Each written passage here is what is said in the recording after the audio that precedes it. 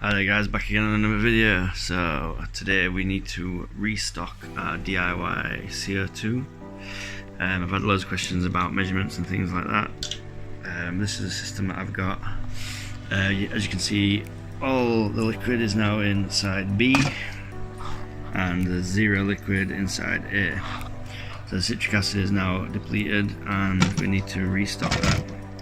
Sorry about this, the line's just a bit short, but yeah, we need to restock the CO2 DIY system with the citric acid solution, as we're creating very little CO2. Well, I say very little, it's just gassing off now, so I'm assuming that my solenoid's just clicked on as we're videoing and it's just letting out the last bit of pressure, which is now at the very bottom of the green. So yeah, we're going to run out today.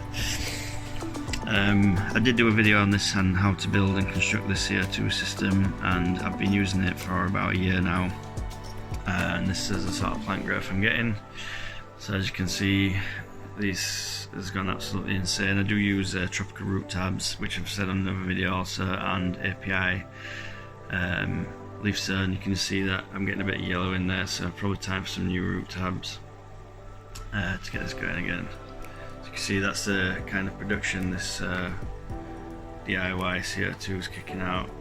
I've just got my canister. It's actually on a bit high at the minute, and also with the pressure, with it being totally empty, it's bubbling like crazy. This is usually a sign that you need to refill your citric acid and bicarbonate soda mixture when it's pumping out like this. Usually I've got it underneath my spray bar, which you can probably just see there. Usually it comes up just in front and then that kicks it all over the tank, giving this lush green growth, as you can see. So I'm going to do a small video just now, just a short one, probably about 10-15 minutes long, just refilling the CO2 system, because like I say, I've had a few comments on that. My setup is the glass diffuser. I've got a one-way valve just there, and there's also a one-way valve out of the water. What I found is that water was soaking through the stone when it clicked off on a night, and it was back flowing up the line up to the first one-way valve, and then it was taking quite a while to push the water out. So I put one under the water just close to the diffuser, so this is the only space now that it can backflow. And on my CO2 system that I built, I've got the regulator valve type thing. I've got a bubble counter which does seem to, it doesn't leak, but it just seemed to push some of the liquid up the line or something, because this was 3/4 full, now it's probably a quarter full. And also I've got that onto an electric solenoid which is on a tapo plug from Amazon, and the solenoid, if you just give me a minute, it should be on green because it's green and red's LED on it. Yes, it's just there. I do hang it off 2 screws because this thing gets super hot for some reason.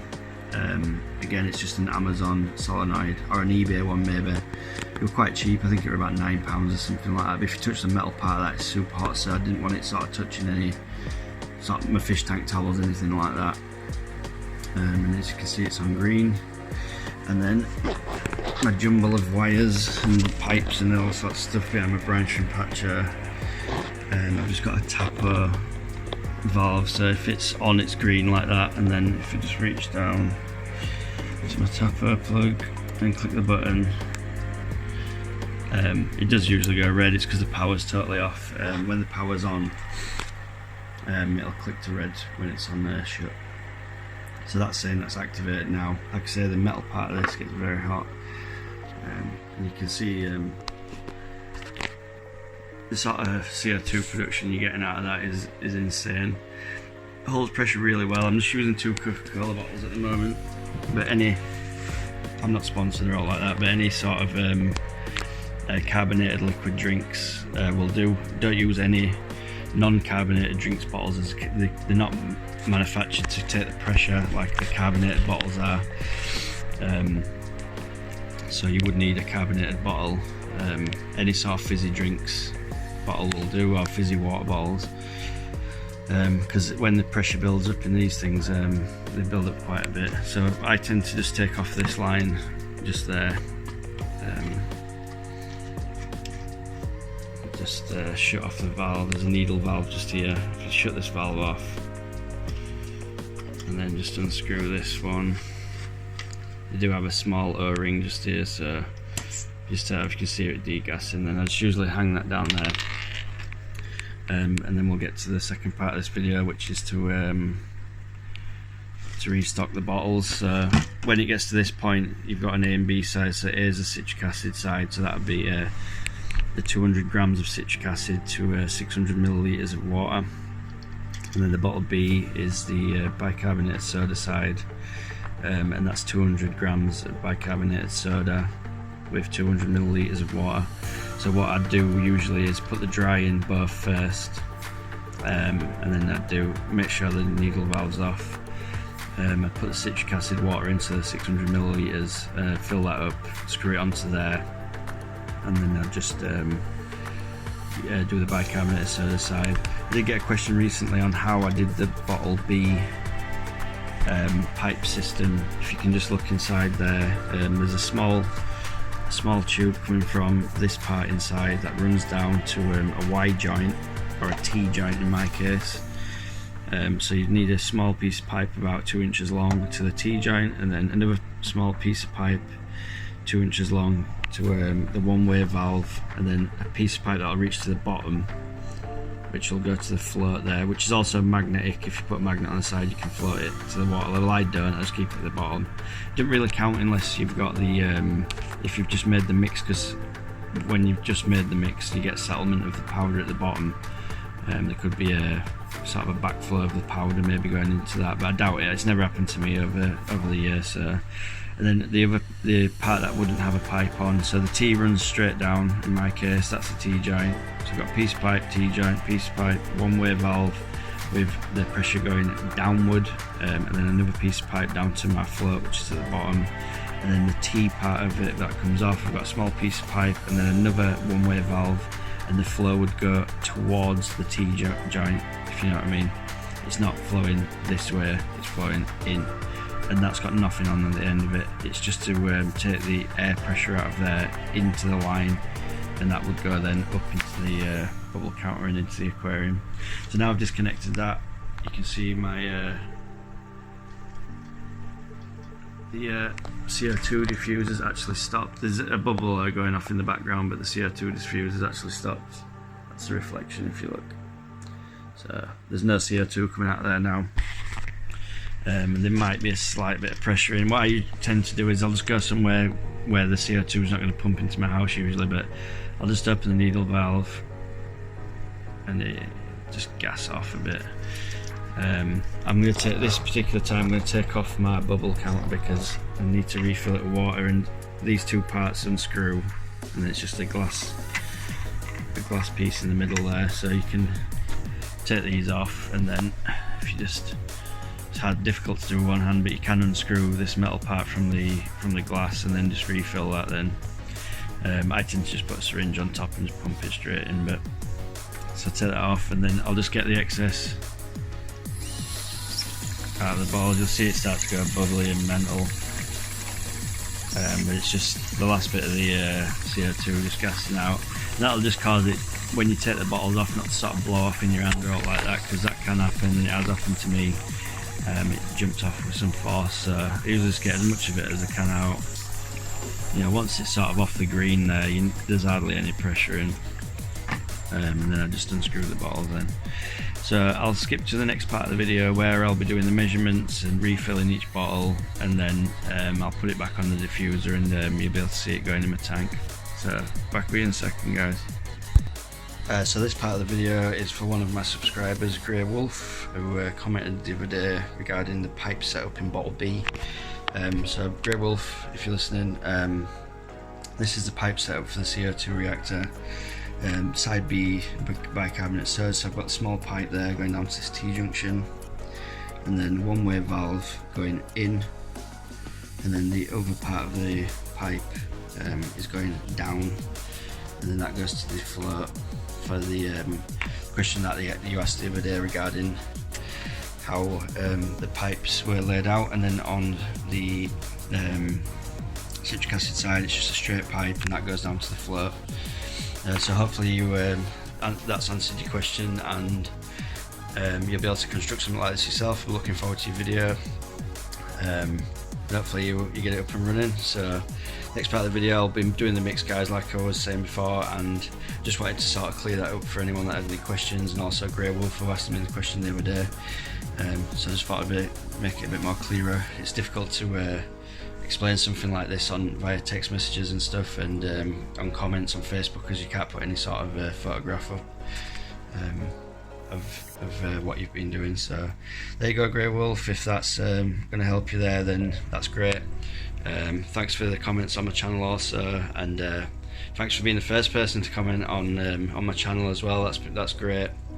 And hopefully I've got many more videos for you guys to come, and if you stick around, you know, like I say, we're going to be doing some scaping videos and other things, and more technical stuff like this as well. So I'll get back to the video. So you'll just want to discard the old bicarb and citric acid mix. This is the first part. So that's the bicarb bottle. You can write A and B on iDocs, as remember. And you tend to have trouble getting the citric acid side off, the one that would be empty. As you can see, we're very tight and I've mullered the bottle. This doesn't matter though, because once the pressure builds up, it'll just pop it straight back into place. So I'll get back on with the scales and everything now, and we'll put the mixtures into the bottles and get the CO2 going again. So this is everything that you'll need to get the CO2 reactor going. You can see I've just put the bottle in the jug there, it's just to keep it stable, because I'm going to be doing it one-handed, obviously, because I'm recording off the other hand. So I have a small pair of scales, a spoon, Tupperware box thing, or whatever. You'll need some CO2, some citric acid obviously. This is just a home brand from a store that's near us. It's a chain store in the UK. It's the cheapest one I can find. It's cheaper than Amazon, eBay, everywhere. And they just come in these little boxes, 250 grams. I've mentioned them before in another video. Obviously you'll need 2 soda bottles. The jug you don't really need. I'd advise getting one of these because it helps get the powders into the bottles. And then also the bicarbonate soda as well. So I'll just get some things set up, and I'll also get some water, and then we can get on with the video. Okay. So we're going to measure out, first of all, 200 grams of citric acid. So I just use the scales here, put the plastic box on top, and then once you've got that, if you just tear the weight of the plastic tub, then whatever you put in the scales now will be the weight that you need. So we need 200 grams of citric acid first of all. So you just keep going with that. You don't have to be bang on, but just as close as you can be. So yeah, that'll do. So that's the citric acid, which is this bottle, so bottle A. Just pop the, I've just got the funnel in there, so pop that into bottle A. What I'd recommend is as well, if you do the powders first, you can see that's going in. You might have to sort of give it a bit of a tap to get it in, but it's usually pretty good. The citric acid is the baking powder that stops. So that's the citric acid done. I'll just move this out of the way. It doesn't tend to stand up right good when it's empty, that one. It's a bit squashed and things. And then you can use the same container, you don't have to wash it out or anything like that. Just make sure that you tear the weight of that. And then we've got the, sorry about the camera as well guys, the baking powder, which is a bit more difficult. Just use a spoon, and then we're just going to put 200 grams of this as well into this container. It might actually be better if you try and pour it. The only thing is with the baking powder, it can be quite lumpy. Again, just get as close, you don't have to be dead right, but as close as you can.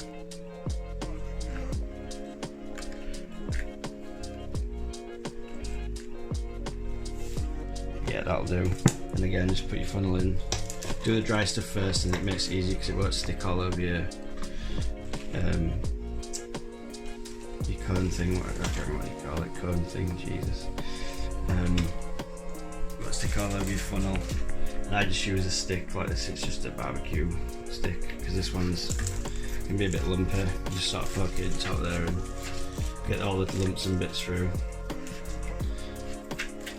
There we go. Most of it's in now.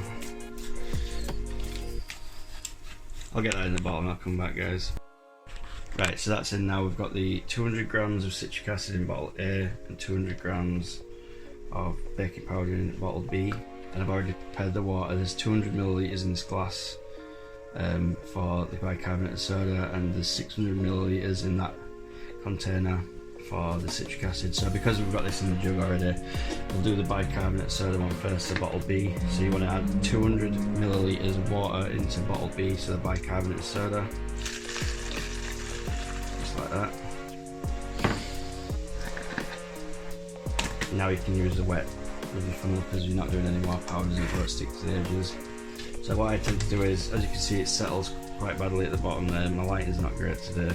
I just give it a bit of a shake, put your hand over the top of it like that, give it a bit of a shake up, just leave that to one side, and then citric acid.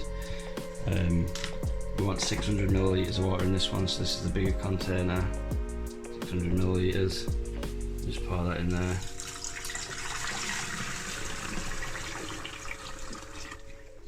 Again, it'll settle with the powder at the bottom. So just, it's a bit of a science experiment type of job. This one can fizz up quite a bit, but just give it a shake. So you should end up with that.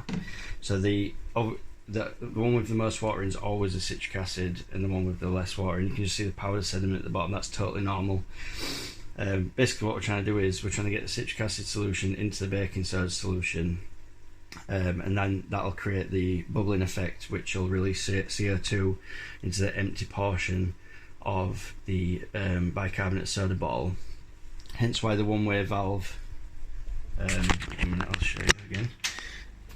So once it gases off into the bottle, the one-way valve going in is releasing CO2 up this line and into your bubble counter, and that's how we're producing the CO2, which will end up in the aquarium and come through the diffuser at a slow rate. You don't want it sort of banging out, because what happens is then it'll gas off into the atmosphere. You want it to dissolve in the water, so you want it at a good rate that's flowing into the aquarium, but not so much that it's just bubbling to the top, bursting at the surface of the water, and then you're just gassing all your CO2 off.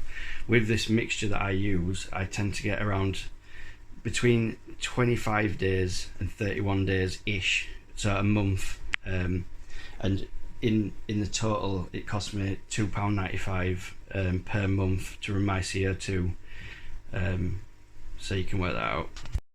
Right, so we've now got the bottles reattached to the CO2 reactor. It's a bit unstable. So basically what you want to do is make sure the needle valve's closed fully, and you want to compress bottle A several times. Sorry about the noise, guys. And what this does is it causes a siphon effect that runs up the line, comes across the bar there, and then comes down and into the bicarbonate soda mix. So it's on 0 now. It does take a little while, so you've got to be kind of patient with it. What I tend to do is I'll compress this bottle 4 or 5 times as hard as I can. Once it starts bubbling through into this bottle, I'll then compress bottle B, and it sort of backflows it a little bit. I've never seen anyone else do this on YouTube videos. It just seems to be me, but I've seen people that turn it on and off and that kind of thing, but it is a bit of a waiting game when you first set it up. But for a couple of hours to save that much money, it makes sense to me. So what I'll do is now, just off camera, I'll compress this bottle a few times. You'll notice that this indentation will have gone because the pressure will have built up. Probably won't get it into the green straight away, but I'll try and get it up as high as I can so I can show you the gauge. As you can see now, it's on rock bottom 0. If we can get it up sort of just below green, that'd be great. So the next part of this video, you'll see it with some pressure in because I've compressed bottle A to create the siphon effect. Right, so I've compressed bottle A. As you can see, the reaction is starting to work. This is what you should expect. So that's bottle A, and you'll just hear some pops and things, and that's just the bottles expanding and taking out all the bumps from where I've squeezed it. If you just keep compressing the bottles, you'll just hear it fizzing up in bottle B, like that. I'm not sure if you can hear that on camera, but as long as you're getting this, then your bottles are starting to pressurise. And what you can do now is just leave it for sort of 10-15 minutes and come back, and you should have a bit of pressure, or you can just continue to squeeze bottle A until you feel the pressure build up in the bottles. And then I would usually give it a bit of a squeeze on bottle B as well. It'll make that bubble faster, and it just once the reaction started to work, it tends to get going pretty quickly then. So I'll just do that a few times. I'll try and build the pressure up a bit. It's still on 0, but it's only been about 5 or 6 minutes, and the reaction's still going, because you can hear the fizzing and things from there. It'll fizz like that for a bit, and then you should start getting bubbles in the bottle here. So I'll jump back off the camera, and once I've got a bit more pressure inside the containers, I'll see the bubbles going now. And then you'll hear the fizzing, and you'll see the bubbles, and hear the fizzing, and see the bubbles, and it'll continue to do that until the pressure's enough for the, up to the green, and then you can. Right, as you can see now, we've got some pressure. It's just starting to lift off 0. What I'll do is I'm probably going to leave this part of the video, and later on this evening it will come up there in about an hour, to be honest, but unfortunately my son's just woke up from his afternoon nap, so I'll do the last part of the video connecting up to the tank, and then we'll see what sort of CO2 we're getting with the DIY CO2 reactor. This is the 3rd video I've done on this, and you've seen on the beginning of this video the sort of growth I'm getting with the tropical root tabs, and alongside API leaf zone, which is an absolutely brilliant hobbyist fertilizer for plants. I'm not saying it's the best by any stretch of the imagination. It's just one that I use, and I've never had any problems with this stuff. It's really good. It's just basically potassium and iron. I do supplement the iron a little bit as well. You just got to sort of get your balance right. I've got highlight, CO2, I'm fertilising with leaf zone, I use tropical root tabs, and I also use chem iron. So you just got to get the balance right, and you'll get good growth basically. So I'm going to leave this part of the video now, and then the last part of the video will be me just connect it up to the tank, and you'll see what sort of CO2 it's generating into my aquarium. You can see there now it's just travelling up to the green. So I'll leave this for now. Hi there, we're back again now. So we've got the bottle filled up. It's actually the day after. I didn't manage to get it done yesterday because I had other commitments, but as you can see, we've got just at the bottom of the green. It will build up once I put the CO2, once it's coming out into the tank. So I'll connect the line back to the bottle, and I'll get back to you in a second. Right then, guys, we've got the bottle back connected to my diffuser. As you can see, it's not going at the moment. Solenoid's off. We've got some pressure. It's a little bit low at the moment. I could probably do with being a little bit higher. But you can just sort of squeeze the bottles and stuff to get the pressure building up, or you can turn the valve on and off a little bit.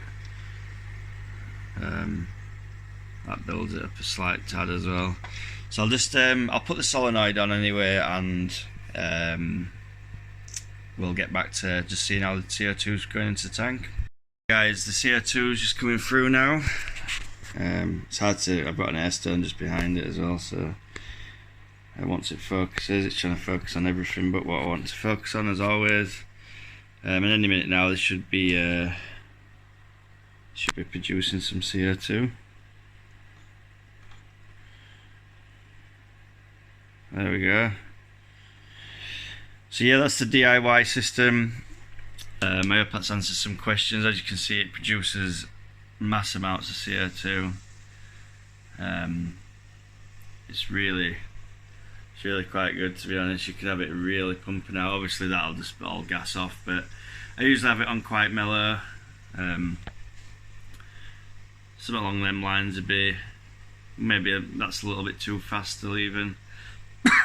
And once it gets up to sort of pressure, then it's good to go. But as you can see, my plants are thriving in here. Like I say, I'm using API leaf zone. Really recommend that stuff. It's good. And I'm also using the tropical root tabs. So I've got some more plants coming today. Hopefully we'll get the escape in the smaller tank going. I'm going to move some fish around because I've got the horde of guppies, as you can see from my previous video, so we're going to be moving them around in the fish room and stuff. So probably pop them in some breeding tanks. There's no news on the crevensis yet. They're still not spawning. They keep nipping in and out of caves, so I'm hopeful. I've put a small stone just to try and block it in a bit, and they've been digging in whatever, trying to cover the hole up, which is a good sign usually, because the usually means they're sort of making somewhere to spawn. Again, I'm still waiting for this ID on these angels. If anyone knows, just leave a comment below. And if you can just like, subscribe as always, leave comments. If you want any more information or advice, or if you've got out for me to discuss or all like that, that's great, let us know. Yeah, it's going really well. So I just wanted to do this video, a video that some people have asked about, and the build from the build video of the DIY CO2. So I just wanted to clarify, Jesus, so that's first thing in the morning. So clarify a few things, and yeah, and you know, sort of do some more instruction on the DIY CO2, because I think some people were struggling with the pipe work, which I did in the beginning, because it's easy to get, you know, one-way valves backwards and things like that. So Grey Wolf, I hope you enjoyed your part on the video, and we can you know, get some more videos going. It's a new channel, so there's plenty of more, you know, plenty more videos to come, and we're doing some scaping videos soon. Hopefully you'll join us on them ones. And there's other videos coming for, you know, tutorials and stuff like that, and different things. But until then, guys, I'll see you on the next one, and have a good one. Peace.